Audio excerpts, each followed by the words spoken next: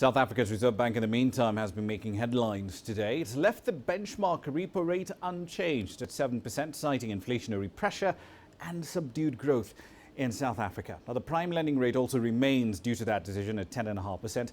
Rates have gone up by 75 basis points since the start of the year, hitting cash-strapped consumers pretty hard. Unemployment has risen to its highest level on record in the first quarter, and that's just adding to consumer woes. The Reserve Bank also raised its concerns about the weak economy, reducing its growth forecast for the year down to just 0.6% from 0.8%, and that's right in line with the IMF's projections. Factor in inflation, clearly the South African economy is virtually standing still at best.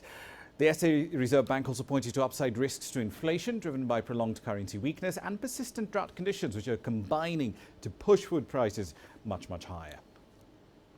Both mining and agricultural sectors are expected to weigh heavily on the first quarter growth outcome, and the outlook is therefore dependent in part on whether these sectors rebound in the coming quarters.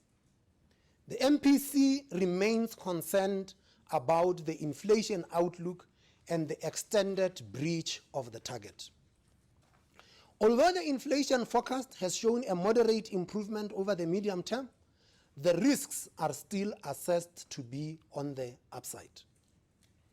The exchange rate remains highly sensitive to domestic political developments and risks of an earlier than expected tightening in US monetary policy.